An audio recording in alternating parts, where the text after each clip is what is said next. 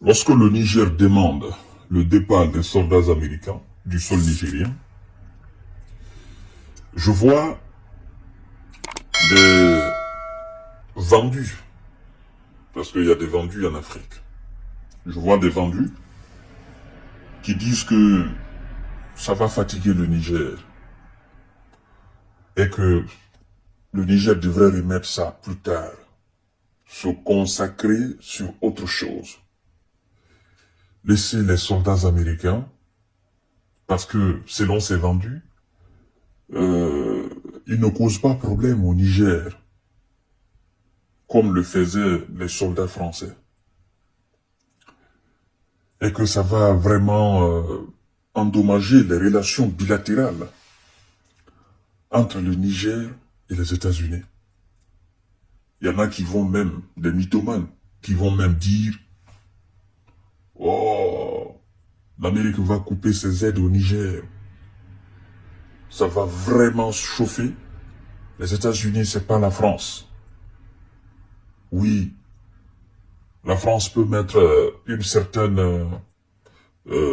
restriction, mais les États-Unis, c'est plus fort, c'est plus lourd. Le Niger va tirer le diable par la queue. Ça me fait rire. Ça me fait rire parce que vous savez que ça, c'est des gens qui ont été... comment on appelle ça? C'est des gens qui ont été... ils ont été retirés de leur âme. C'est des gens qui n'ont aucune conviction dans leur vie. C'est des gens qui ont été totalement dominés par la peur. Et ce type de personnes, des gens qui parlent comme ça, en réalité, il ne faut pas tisser d'amitié avec ce genre de personnes.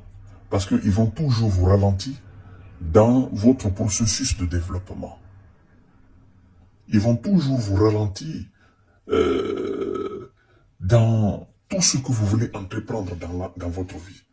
C'est des gens qui ont peur, qui ont la peur dans le ventre. Vous comprenez? Qui ont du mal même à prendre des décisions phares pour leur propre vie.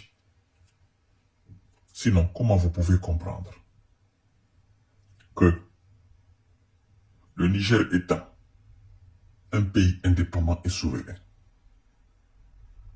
demande aux troupes étrangères de quitter leur sol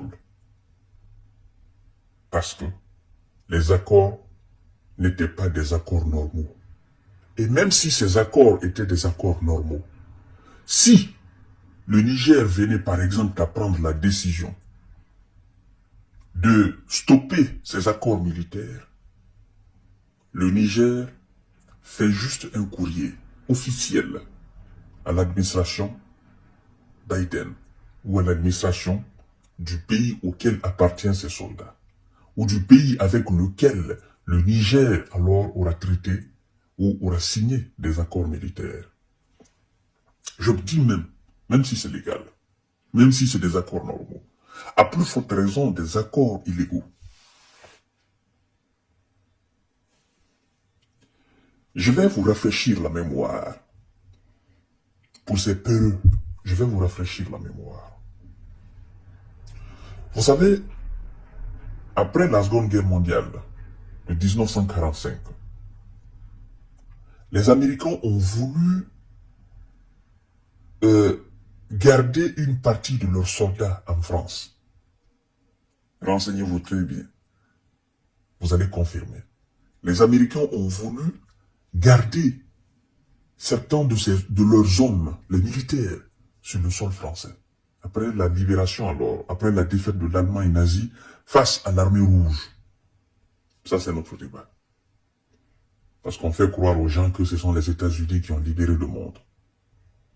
Or, il y a même des historiens, des politiciens, des politologues, des militaires, des stratèges, qui admettent officiellement que oui, l'Allemagne a été battue, a été neutralisée par l'armée rouge. Que cela ne tienne. Je fais ce rappel d'histoire pour dire à ces peureux que la France d'alors, général de Gaulle, il a dit non aux États-Unis. Il a dit non. Il n'a pas voulu que les soldats américains restent sur le sol français. Vous comprenez? C'est-à-dire, ils n'ont pas voulu d'indépendance surveillée.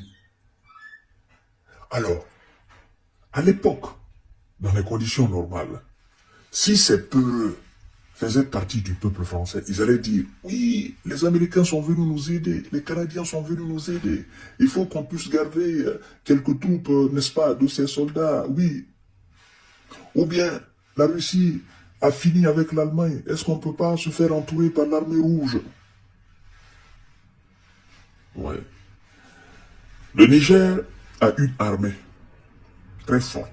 Elle est en train de monter en puissance. Le Niger évite un très grand conflit sur son propre sol.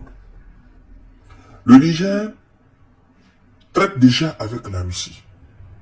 Et des instructeurs russes avec de l'équipement militaire russe sont arrivés au Niger pour former des soldats nigériens au maniement des armes modernes, mais aussi à l'espionnage et au contre-espionnage, à combattre le terreau. Donc, le Niger stoppe ce que les Américains appellent coopération militaire. Le Niger traite dorénavant avec la Russie. C'est le droit le plus absolu du Niger, de tourner dos à qui il veut et de faire face à qui il veut. C'est un peuple indépendant. La Russie, les États-Unis, dans un même pays qui n'est pas le leur, un pays tiers, Russie, États-Unis dans un même pays, il n'y aura pas de stabilité. Donc le Niger a fait son choix. Et le choix du Niger, c'est la Russie. Pensez-vous que les États-Unis et la Russie peuvent cohabiter dans un même pays, sachant très bien qu'ils ont des intérêts différents? Réfléchissez. Réfléchissez. Ceux qui parlent aide militaire, aide américaine, le début, ils ont coupé leur aide, non? Les 500 et quelques millions de dollars, ça a changé quoi? Ça n'a rien changé. Le Niger va se relever. Avec l'exploitation du pétrole, la vente du pétrole, l'exploitation de l'uranium, la vente du pétrole. Et surtout, quand le Niger finira de construire sa centrale nucléaire civile afin d'électrifier tout le pays, ça sera un paradis sur terre. Ça sera une très grande puissance à ce pays-là. Voilà, mesdames et messieurs. Nous, on avance. On ne compose pas avec les peurs. Si vous avez peur, reculez. Restez derrière. Nous avançons.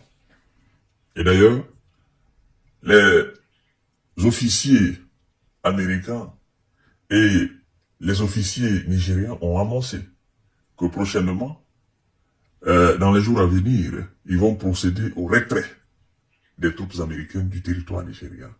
Ça me réjouit à plus d'un titre. Merci beaucoup. À tout à l'heure.